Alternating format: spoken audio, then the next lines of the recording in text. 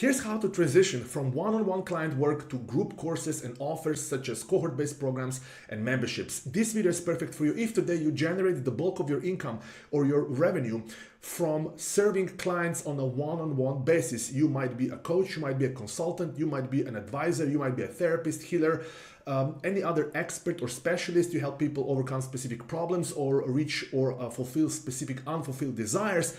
And now you are perhaps hitting a ceiling, or you want to generate revenue in more leveraged and scalable way. You want to now transition into selling online courses, memberships, the holy grail. Now in this video, we will not go too deep into why you want to even transition into group offers and cohort courses and memberships. I will assume you already know that, so let's get straight to the point. By the way, if this is the first time seeing my face and hearing my funny European accent, welcome to my YouTube channel. My name is Klemen. You can call me Clem. I am former Chief Marketing Officer and Head of Growth of Mindvalley. Very likely you've heard of this fascinating, amazing company, and I'm proud and honored to share that I was one of the key leaders that helped Mindvalley scale from roughly 20 million in annual revenue to over $100 million in annual revenue. And in case you do not know Mindvalley today is the world's largest and most fascinating, fastest growing education company, edtech company for everything personal development. I highly recommend everything from Mindvalley. Bishan is my dear friend, the founder, the CEO, and Mindvalley, also being at Mindvalley, and their programs have helped me and transformed my life in too many beautiful ways to describe here. So the reason why I'm sharing this is because in my last 10 years or so, I helped a lot of coaches. I helped a lot of, let's call them human transformation specialists, advisors, actually transition and scale their impact online through various paid advertising campaigns, funnels, launches, you name it, okay?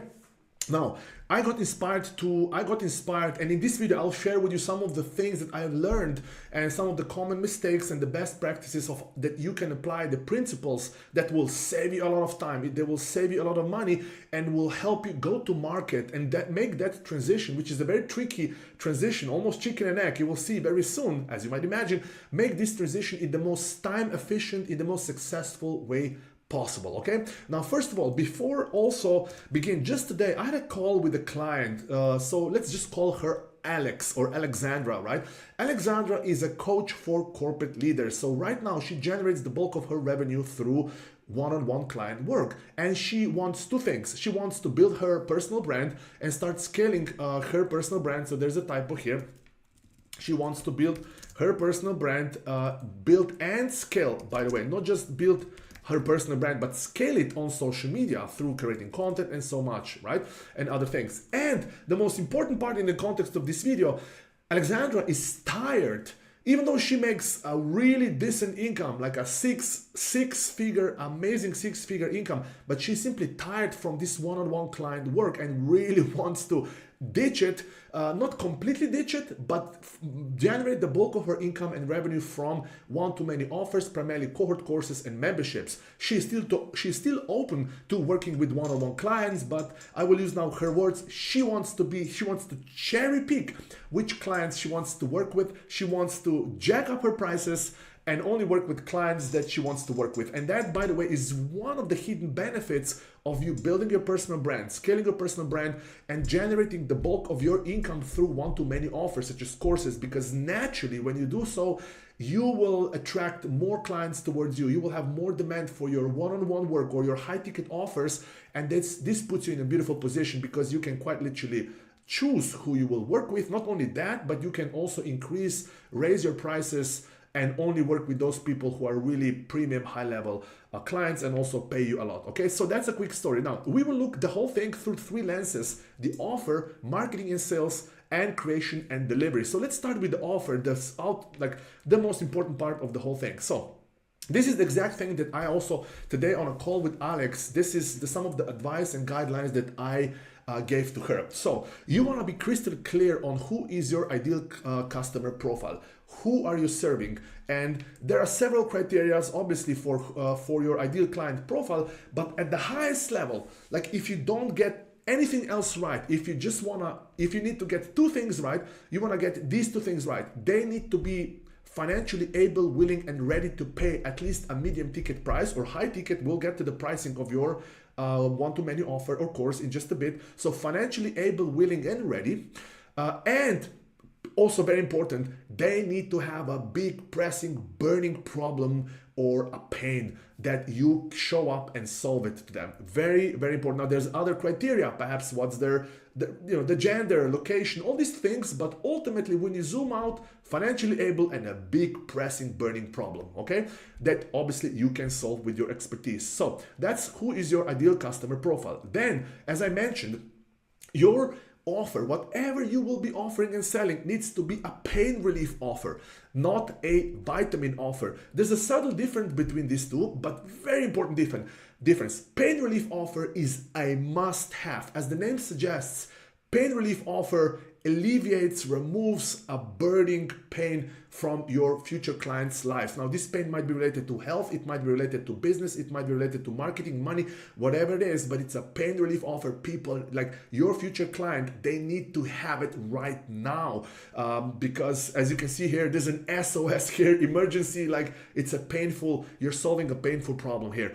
And what is a vitamin offer? Vitamin offer is a nice to have offer that's not essential. Your future clients and customers can live without it because it's not essential, right? Very, very important. Now, the reason why you wanna have your offer to be a pain relief offer and not a vitamin offer, two reasons. First of all, this will shorten the sales cycle. By that I mean that it will take less time from a stranger seeing your content for the first time or seeing your paid ad or seeing your email and then actually ending up buying your course. So the bigger the pain you're solving, the faster, the shorter the sales cycle. And also very important in the context, if you are starting out, and perhaps you don't have yet a large audience. In fact, by definition of growing basically means that you're constantly reaching and attracting new people, strangers. In marketing terms, we call this cold audience or strangers. Cold audience are simply people who do not know you yet, do not trust you yet. So they just like stumble upon you, right?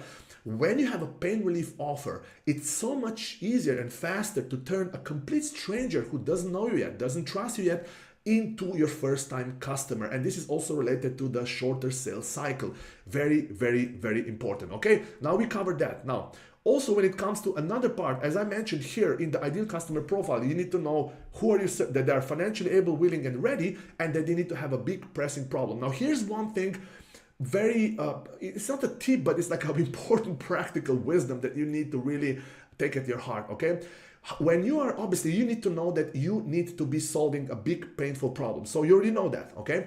Now, what most people don't know, coaches, consultants, it just boggles me, bedazzles me, is that oftentimes they would describe the problems using, for example, oftentimes you as a coach would describe problems using your language that most of your future customers will not even understand immediately and intuitively. Or let me put it the other way. When you are communicating to your future customers what problems you are solving and what problems they will overcome with your help, you need to communicate this in a way using language and words that your future customers understand. You need to communicate problems that they understand, that they are acutely aware of, and that they can also describe using the language. Let me give you two examples what I mean by that. And this one, if you just perhaps take one thing from this video, take this one, because as you might know, every business playbook will actually tell you like, okay, like obviously all this marketing and sales and offer, but ultimately it boils down to what problem are you solving, okay? So if you know how to solve problems to people, and then even if you are like good, average at marketing and sales, you will do just fine as long as you're solving big burning problems, okay? Here's one example in weight loss, okay? A fitness trainer, for example, might say, yeah, like the problem is they're eating too much or too many calories, or perhaps you're not working out. This is perhaps just an example to illustrate. Well, the people don't think in that way. Most clients or fitness trainers will not think in that way. They will think perhaps in language, oh my universe, it's so hard to resist temptations to eat junk food, or I just simply have such a hard time saying no, or I have, like when I start eating, I have problems stop eating, for example, or it's so difficult for me to get my ass into the gym, or whatever it is. So you wanna when you're communicating the problems, use the language that your future customers use. Simple language, easy to understand, intuitively understand, that they can be acutely aware of. Here's another example. Let's say in marketing, Okay, this one is let's say an expert. So there's a typo here. Let's say marketer or marketing expert. They will say like, oh, your SEO ranking factors are poor. Your website is not SEO optimized. Like all using this, tech industry, like very specific jargon that most people don't even understand, right? That might be the root cause, the root problem, but the thing is, most people don't understand this, right? What the language they would use something like, oh, nobody finds us in Google, or when I search this keyword, it's like, oh, we are nowhere, we are like there on page 10, right? Or something like this, or our competitors is ranking higher than us, right?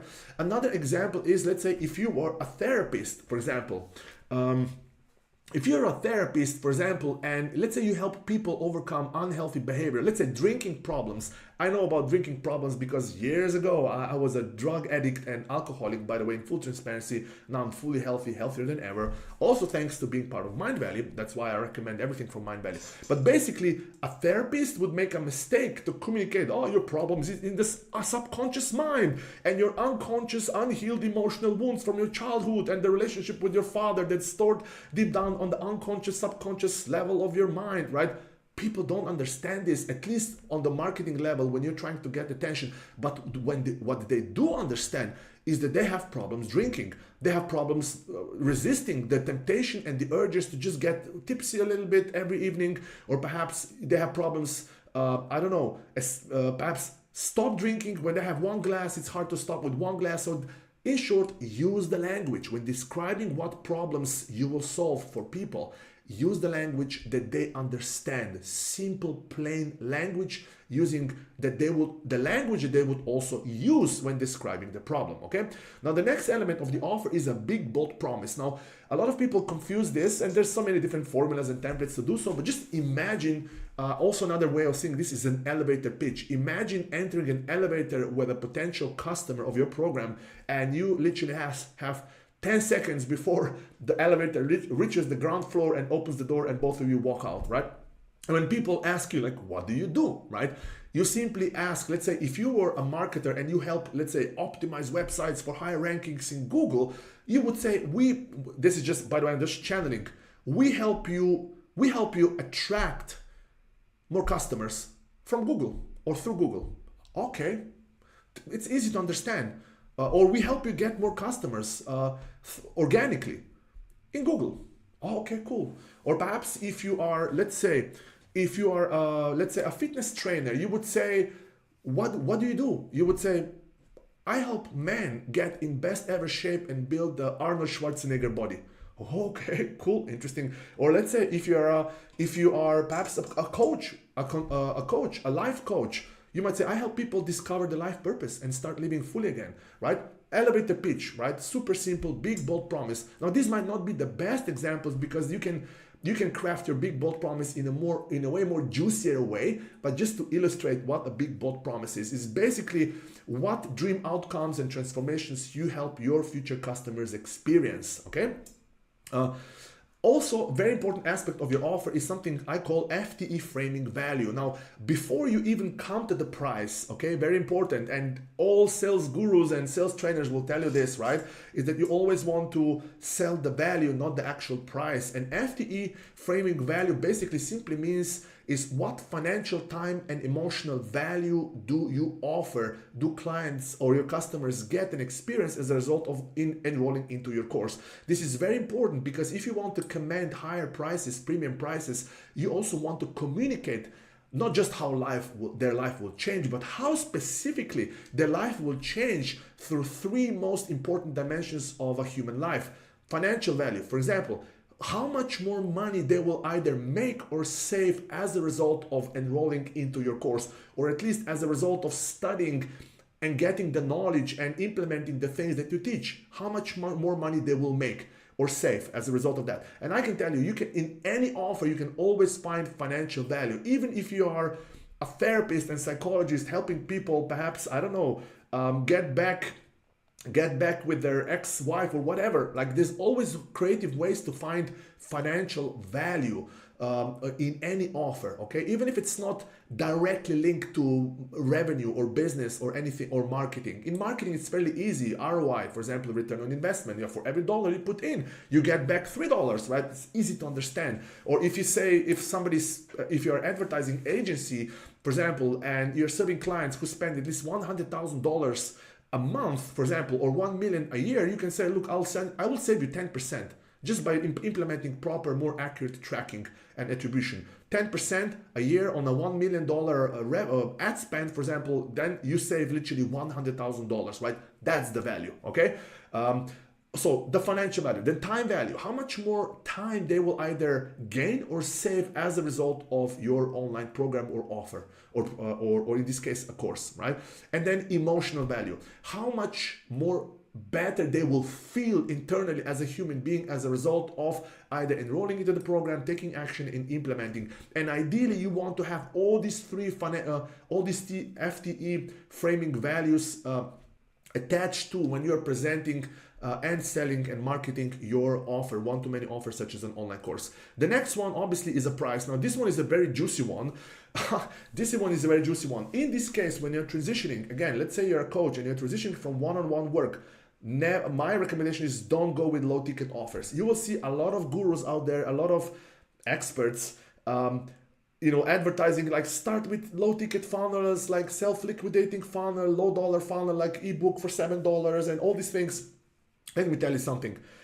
It takes on average, based on my experience, 3 times more upfront work to set up an ebook funnel that needs to have all the bells and whistles like order bumps, 2 order bumps, instant upsell, instant downsell, and all the technical integrations behind it just to actually, and you don't even break even on that.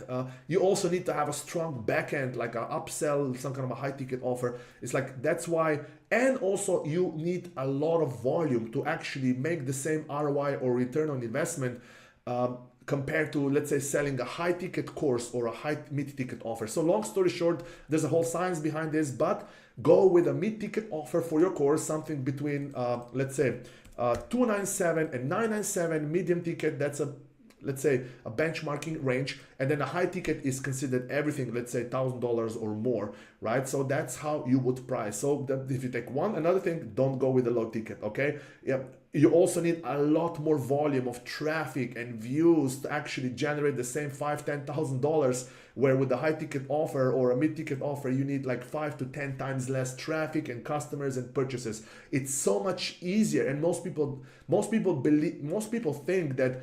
Let me rephrase. It's so much easier and faster to hit a $10,000, $20,000, $50,000 launch with a high ticket offer than it is to do so with a low ticket offer. Like, simply because for a high ticket offer, you need way less traffic, and also if you're just averaging just trust me on this one, okay? And you can Google this, by the way. All experts that I also respect and follow say the same thing, okay? And I've experienced this my same way. If you look at Mindvalley is not selling low ticket offers. Mindvalley, which is a good benchmark, and they really perfected the way how to sell online courses, they are selling medium ticket offers, something between above $200. And now they also recently, so now we are in November 2024, they also went bazookas on high ticket offers such as social media mastery, AI mastery. These are programs that sell, I believe, from $3,000 to $6,000 and more, okay? Very, very important aspect. So we covered the offer, okay? Now let's go to the marketing and sales. Very, very important.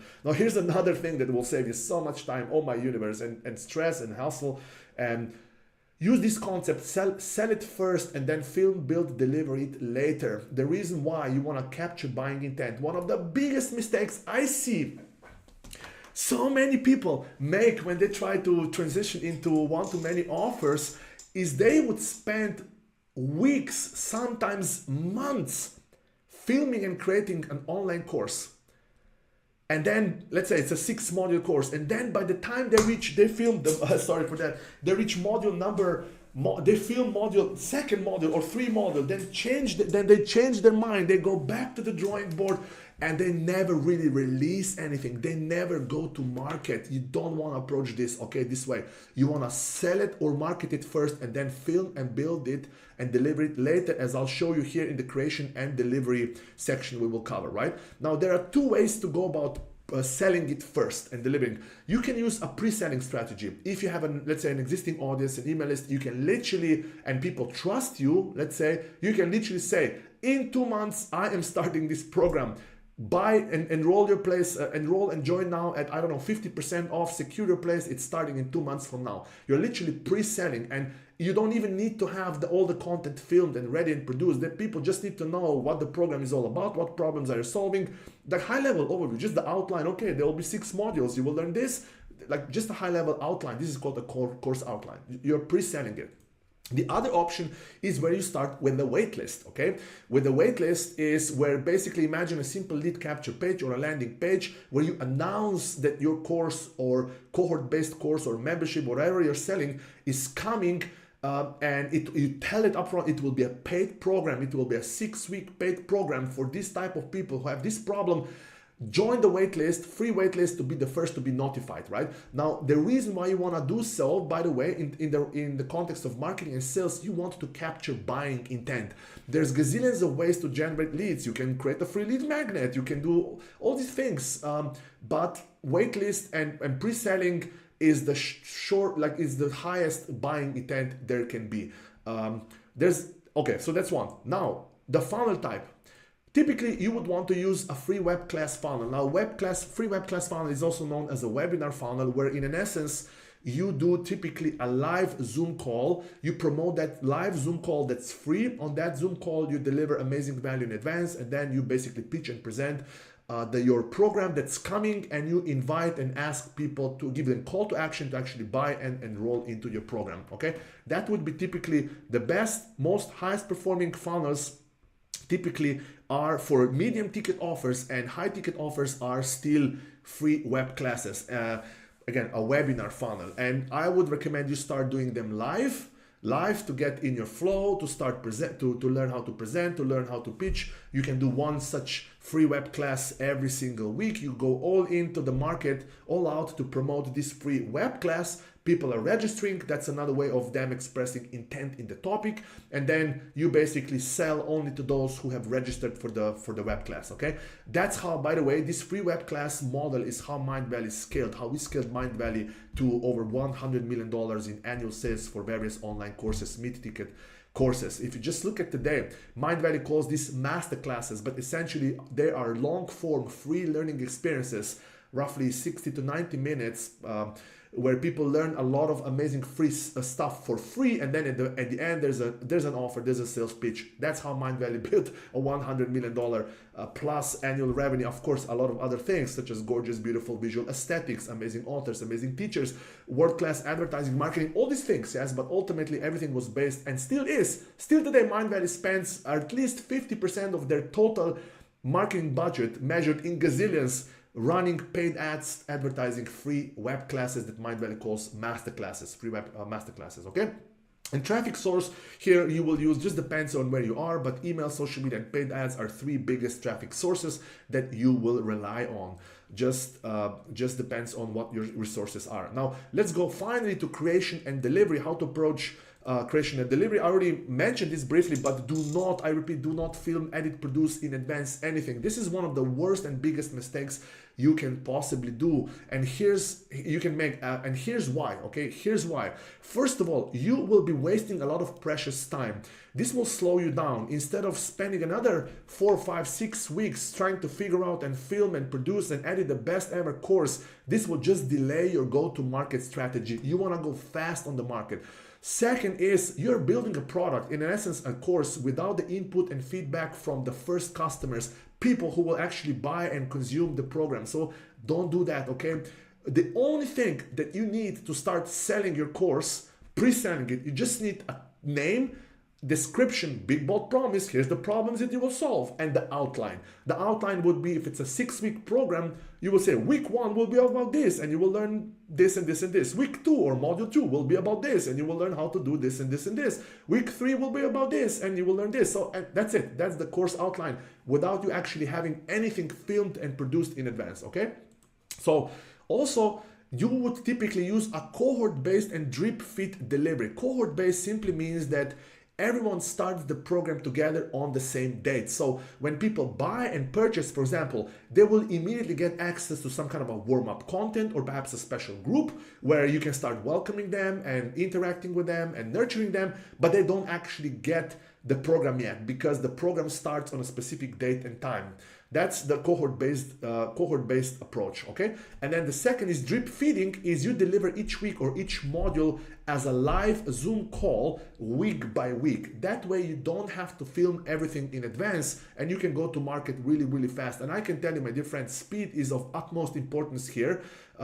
Speed of just moving ahead, and it's just so important. And not only that, by the way, you will see it's not only about speed, it's also about quality, it's also about customer satisfaction. If you want to build not only best-selling course, but highest rated course, even if you only rely on delivering content through live Zoom calls, okay? The best way to do so is using cohort-based drip feed delivery. And also, here's something I learned from Jeff Walker, I think from the seed launch, is, for example, you survey your customers. So the moment somebody buys your program that starts in 1 month, you immediately ask them the following question. Hey, week 1 or module 1 will be about this topic. Please let me know what are your top 3 biggest questions or problems related to this. Survey people. Ask them what are the top questions about that module 1 or week 1. And then whatever you get back from your customers who bought the program, who will be the only people who will actually consume the program, incorporate and implement as many of these insights that you get back into the actual course. That's how, into the module, when you then deliver a live Zoom call. Don't just deliver the first module like a blind horse, right? That just doesn't consider what problems and questions people even have on the topic. You create the outline, that's your role, right? Here are 6 modules, each module will be about this and this and this and this, but then you ask your customers, the only people who will actually have access to the program, okay? You ask them, what are your top questions about this module? Module number 1 or week number 1. You do the same, let's say, before you release and deliver week number 2. You ask them, hey, week number 2 now will be about this topic.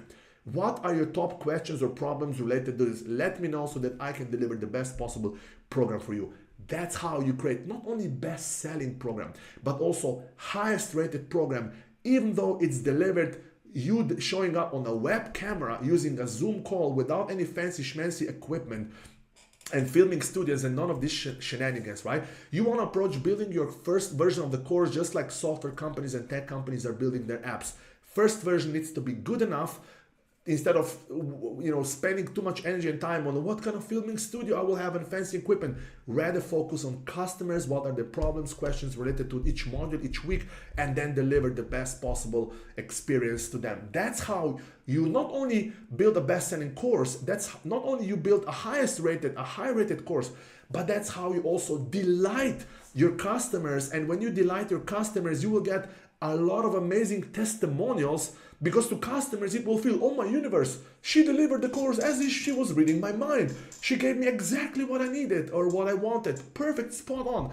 Yeah, of course, because you were asking what their top questions and problems are on the topic. That's also how you get testimonials, so that you can then use and leverage them in your future marketing campaigns, okay? So we covered this extensively right now. Hopefully you found this video valuable. So you just learned how to transition from one-to-one client work to group, to selling group courses and offers. Hopefully this was of value.